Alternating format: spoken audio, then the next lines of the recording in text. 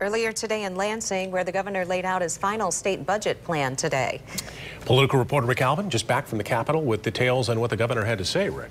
Well, there's a lot going on this last budget. So many things that the governor does this year will be his last state of the state earlier this year, now his last budget.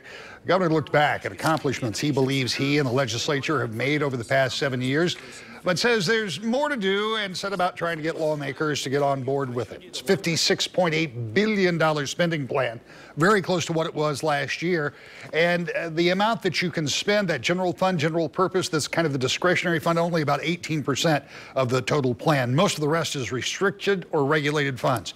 When it comes to public schools, pre-K-12 spending, combined total of federal, state, and other funds, $12,389 per pupil, according to the governor.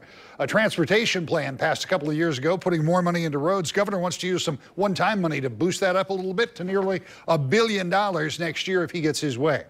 He says that pension and health care plans that have been underfunded will be paid off in 20 years if his successor sticks with his plan. And the rainy day fund that was almost broke when he moved in have $922 million in it when he leaves office. After he laid out his budget, he talked with us about working with the legislature to get an agreement, and we talked with the Senate Appropriations Chair about his priorities. If you're in a position as a governor and you get a budget approved, that gives you the resources to make a difference in people's lives.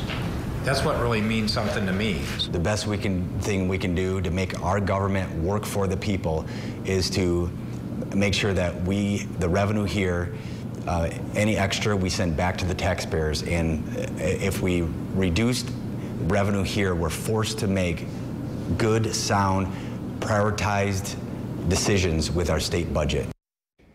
Now, interestingly, the final spending plan comes just on the heels of a Republican Senate and Republican House overriding a Republican governor's veto on a budget-related item. So we'll see how that plays in the negotiations going ahead. And of course, we'll be watching closely, Sue. Rick, thank you.